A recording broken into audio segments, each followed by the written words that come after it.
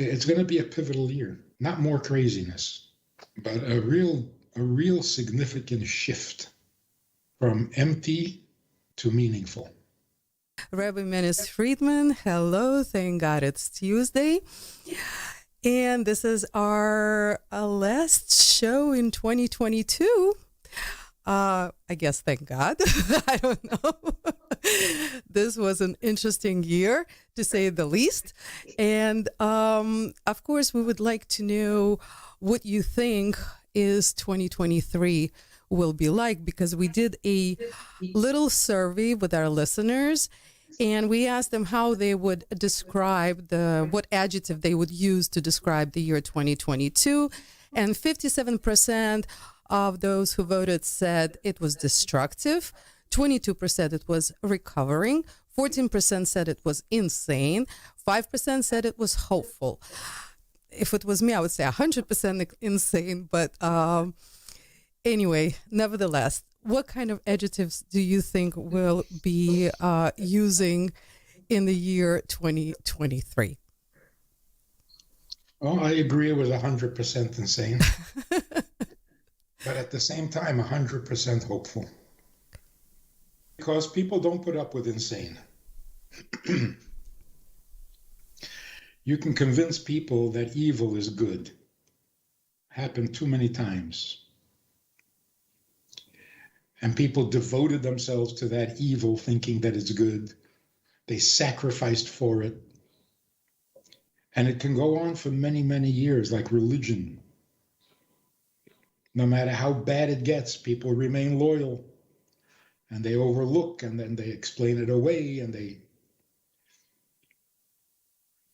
But insanity, people, you can't get excited and devoted to insanity. At least not for more than a week. So the crazier it gets, the more hopeful it is. Because crazy it's not as threatening as evil. So the next year, the coming year, is going to be even more hopeful. Because although there are some painful scars that are going to be left from this, not last year, but the last 3 years, going to leave some scars, but we're not going to continue on that path. So it is very hopeful.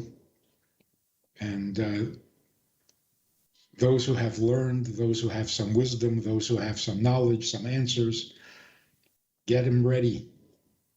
People are going to knock on your door. Where are the answers? What's the truth? What's really going on? It's going to be a pivotal year. Not more craziness, but a real significant shift from empty to meaningful. Because I think the last 3 years will probably be described as corruption, confusion, disinformation, misleading. That's all true. But more than that, there were years of emptiness. People went along with whatever was happening because life was empty. So whatever you want to fill it with, it was a free-for-all.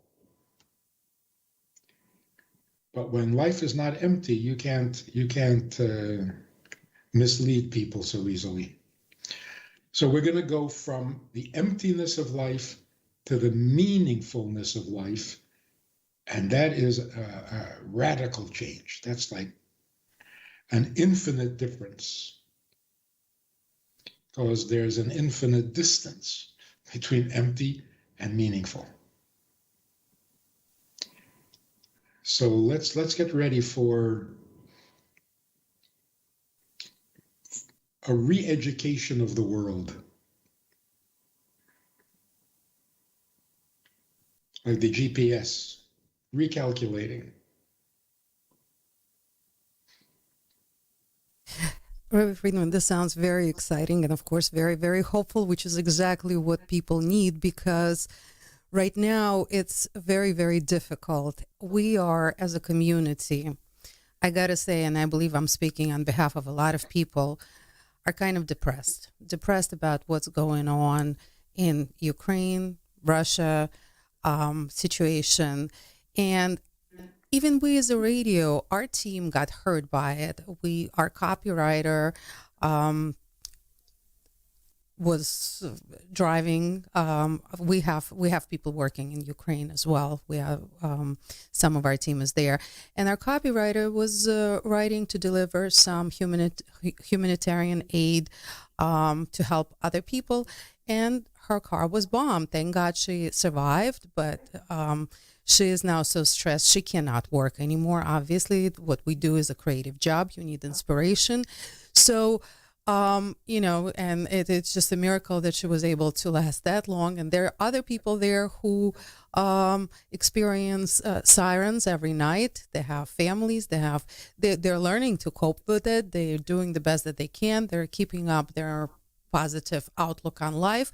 But the longer this goes on, the longer everybody is affected by it. And our community is very much affected by the world situation here and there, and on all sides, because some people are just, people are sympathetic to other people, bottom line, and they're in pain over this. So a lot has happened. It was a pretty cruel year, and unfortunately, it's going into 2023, and Ukraine just got a whole lot of aid from America. So it looks like this is something that will be going on for much longer. How do people cope with this particular aspect, with this particular hardship that the year 2022 brought to us, and what can we expect about it in 2023? In to the best of your thinking. So we've spoken about this a few times, I think. How do you measure the progress of the human condition? You can say, well, let's see. Is there a war going on? Oh, there's a war going on. We're in bad shape. Bad things are happening. It's no good. Well, yeah, that's true. The fact that there's only one war going on in the world that we know of, that's unusual. But that's not how we measure. If you want to measure the goodness of people, the maturity, the wisdom, it's not, is there a war? It's, what do people think? How are people reacting? You see, there are many people who, for humanitarian reasons, are out there trying to help, risking their lives in many cases.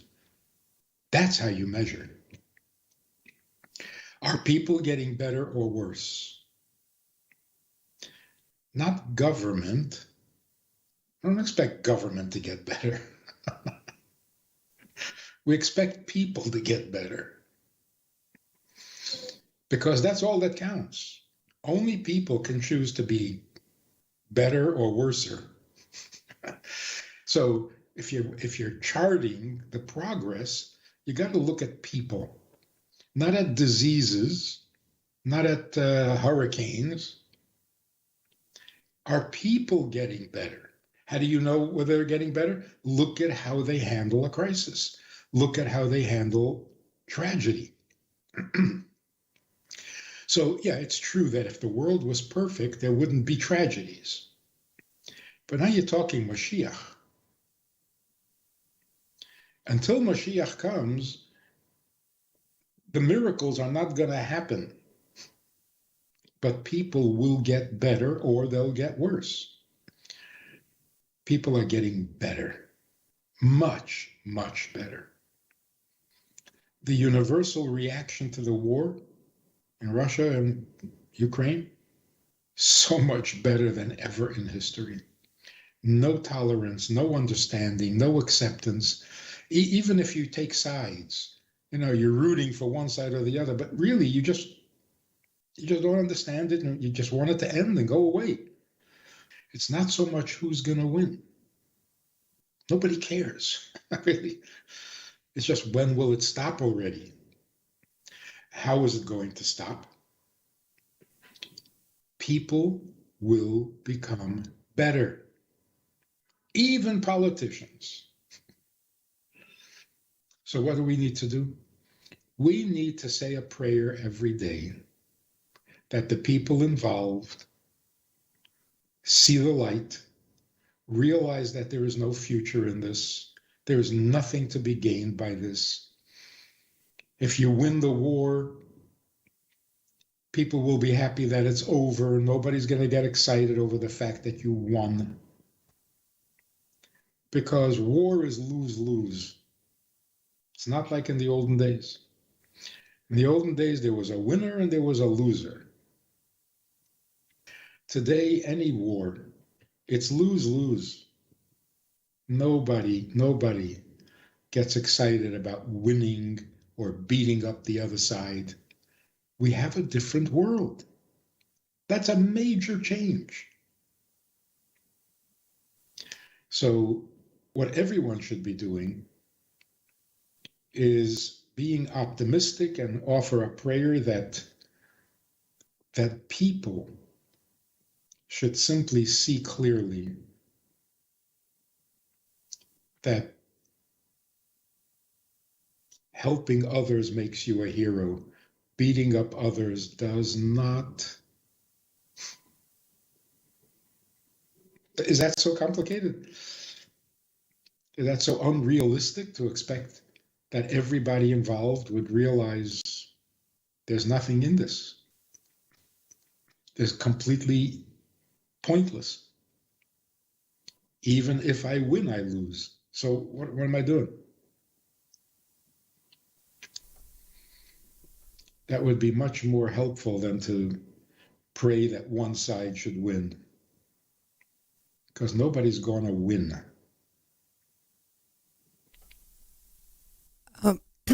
Rabbi Friedman, there has been a lot of revelations. I mean, since 2020, a lot of things have been revealed, things that were, a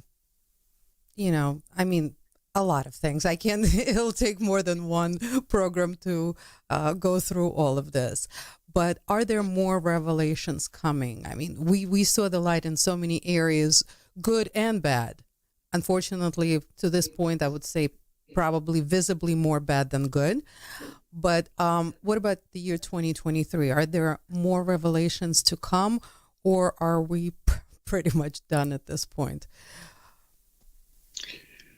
There are endless and infinite revelations to come, because that's the future. That will go on forever. And if we go on forever, there have to be new revelations forever, because things get boring.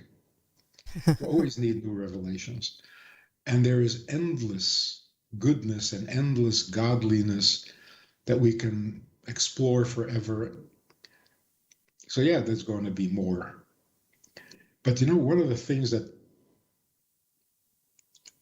seems pretty obvious, the greatest revelations, after you get over the surprise, you realize, well, that was just a sensible thing to do. It's not even unusual. It's not even exceptional. It's just, yeah. Like, for example, the United States moving their embassy in Israel to Jerusalem. Wow, wow, wow. No president ever did that. They all promised. Nobody ever did it. Okay, it's great. It's great. But it's so simple. Jerusalem is the capital of Israel. What's the big deal? Wow. Wow, what? Since the times of Moses, Israel belongs to the Jewish people, and the capital is Jerusalem. What are you getting so excited about? You see, just being simply honest, just going with the truth, has become exciting. Like, why is that heroic? So I think if you ask Trump, why did you move the embassy? He doesn't have a good reason, I hope. Like, it wasn't a political move. It was, that's where it belongs. That's where it belongs. Where else should it be? So it's exciting that great revelations turn out to be the most simple, the most obvious truths. Good is good. Better is even better. Wow, that's profound. It's not profound. Rabbi Friedman, but what about surprises? You have told us in 2020 and 2021, be prepared to be surprised. Yes, you are 100% right. There were. Right, yeah. Yeah. What about 2023? More surprises? Absolutely. But what I'm saying is the surprises really shouldn't be the good ones, or the bad ones are surprising. But the good news is just, come on. What took you so long to figure this out? It's just a simple, obvious truth. Peace is better than war. That's profound. No, it's not. It's just stop shooting. What's going? Well, that's going to be the day when. Right? Why would that be a surprise? Why would that be heroic? And it will be. If Putin decides this war is not worth it and he just calls it off, he will be a hero. For what? For what? For being a little bit of a mensch? That's surprising. So that's why we're a little confused. When Mashiach comes, there will be miracles. On the other hand, no miracles. So they'll both be true. The simple facts of life will become clear and obvious to everyone. And we're going to call it a miracle because it never happened before. But really, it's not a miracle. It's just the most obvious, simple truths. You know, in marriage counseling, lately I've been doing this. A couple come and they voice their complaints about each other, and they're bitter and they're harsh and they're in a lot of pain. And after they vent all their frustrations, I say, so you want to stay married or you want to call it off? No, we want to stay married. We want to fix it. I said, okay, so be nice. Go home. He said, no, we need therapy. No, you don't need therapy. You need to be nice. Go home. And it works. It works. Why is the most obvious, simple truth the most elusive? But you never thought of that? Rabbi Friedman, in 2019, you were the first one to say what everybody else is saying now, that what is happening, you said that the good and the evil are separating. You said it at the very, very beginning when the COVID just started, when the riots just started, and you called it. You said, this is what it is. The evil and good is separating. Now everybody is saying this, that this is the war between good and evil. The question is, has that war been won yet? Has the good and evil fully separated, or are we still in a process? If you pay attention, it is completely separated. Mm-hmm. The evil is just so empty of content, so pointless. And there's no attempt to make it sound noble or even acceptable. This is what I'm doing, and you're going to have to live with it. Am I being bad? Who cares? I'm doing it. That's pretty separated. It's showing up in every area of life where we can't afford to be confused or like gender identity. Confused about that too? You want to call that evil? No, it's terrible confusion, painful confusion. We have a Sunday night program for VIPs that you might be interested in. It's informal, it's questions and answers, it's conversation. It's really relaxed, it's really pleasant, enjoyable, informative, and kind of community-like. It's a Sunday night program. There's a Wednesday morning program for the VIPs, and there's a Wednesday night program. All of it just conversation, casual, laid back, unscripted.